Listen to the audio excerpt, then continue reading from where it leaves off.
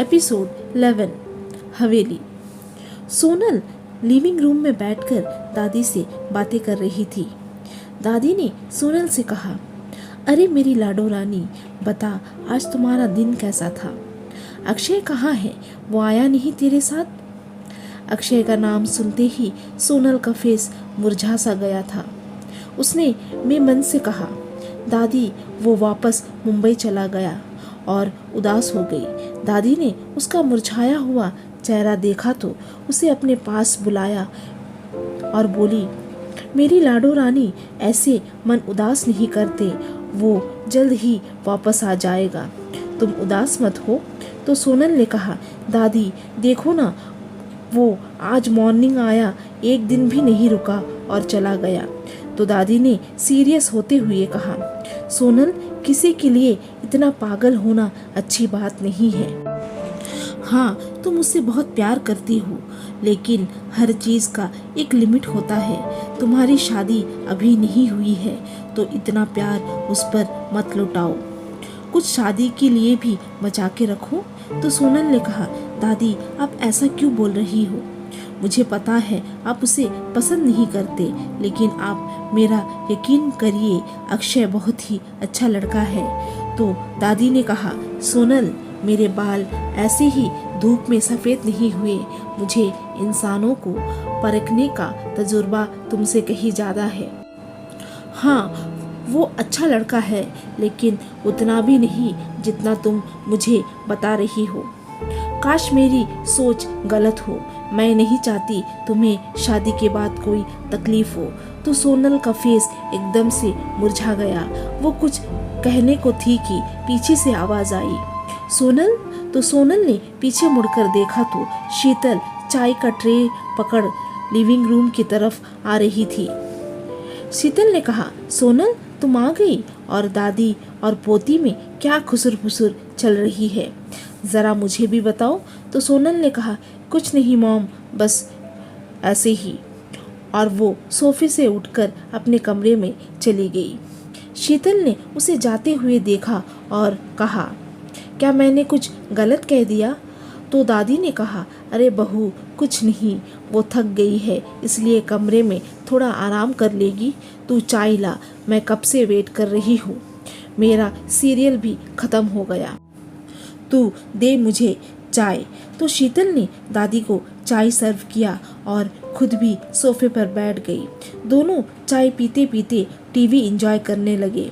तभी मिस्टर मल्होत्रा भी घर आ गए। उसने उन दोनों को देखा तो कहा, क्या सोनल अब तक नहीं आई? तो शीतल ने कहा, नहीं, वो आ गई है, अपने कमरे में आराम कर रही है। तो मिस्टर मल्होत्रा ने कहा, अक्षय? तो दादी ने कहा, वो वापस चला गया मुंबई, लेकिन तू इतना खोजबीन क्यों कर रहा है? तो मिस्टर मल्होत्रा ने कुछ सोचा और कहा, कुछ नहीं माँ, बस ऐसे ही पूछ रहा हूँ। तो शीतल ने कहा, आप चाय पियेंगे? तो मिस्टर मल्होत्रा ने कहा, हाँ, मेरी चाय मेरे कमरे में भिजवा दो, मुझे कुछ काम है। तो शीतल ने हाँ में सर हिलाया और किचन की ओर बढ़ गई, और मिस्टर मल्होत्रा अपने कमरे में। शाम के 6 बजे क्रिश फैक्ट्री से घर की ओर निकल चुका था। वो पैदल ही जा रहा था, क्योंकि फैक्ट्री से उसका घर लगभग 20 मिनट की दूरी पर होगा।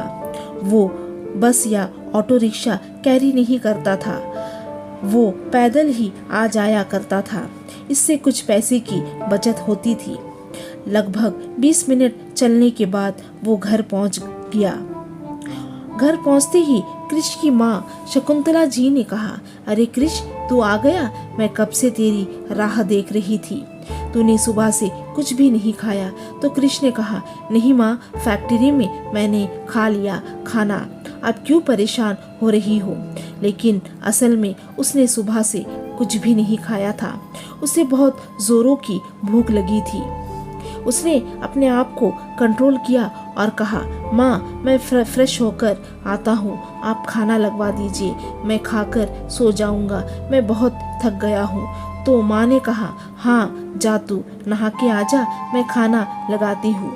तभी साक्षी, क्रिश की बहन, बाहर आई। भैया आप आ गए, आपने मेरे प्रोजेक्ट का सामान लाया।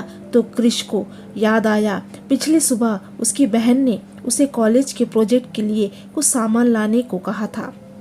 तो उसने मायूसी से कहा, छुटकी मैं भूल गया, मैं अभी जाकर लेके आता हूँ। और वो घर से बाहर निकल गया। शकुंतला जी ने उसे जाते देखा तो कहा, अरे तो फ्रेश होकर खाना खा ले, फिर चले जाना। लेकिन क्रिश नहीं रुका। क्रिश जाते जाते माँ से कहा, बस 15 मिनट में मैं वापस आता हूँ। और वो वहाँ से चला गया।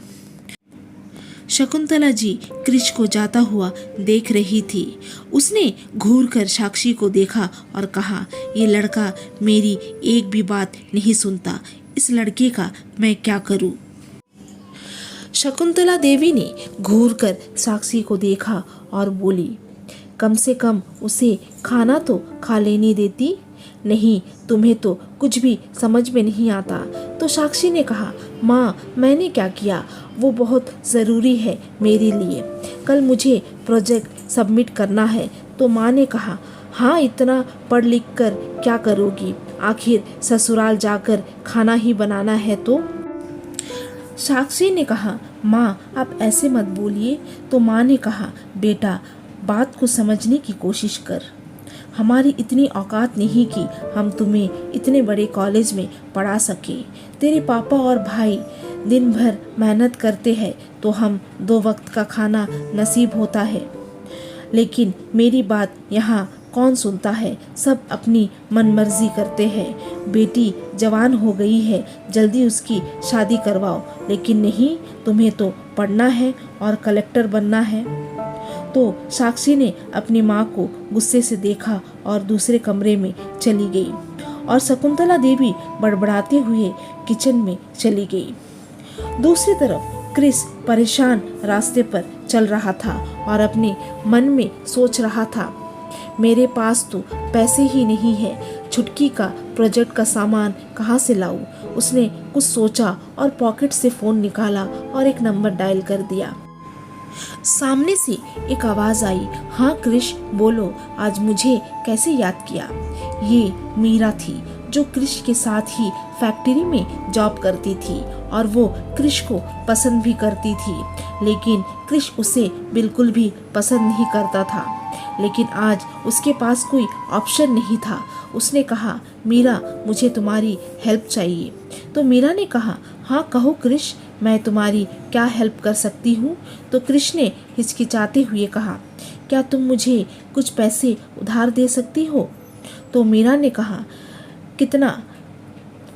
तो क्रिश ने कहा, 1000 रुपये। तो मीरा ने कहा, हाँ मैं तुम्हें गूगल पे कर देती हूँ। तो क्रिश ने खुश होते हुए कहा, थैंक्स मीरा, मैं तुम्हें अगले महीने वापस कर दूँगा। मीरा ने ओके कहा तो क्रिश फिर से उसे थैंक्स कहा और फ़ोन कट कर दिया। कुछ ही देर में उसके अकाउंट में पैसे आ गए। उसने प्रोजेक्ट के सारे सामान खरीद लिए और घर वापस चला गया।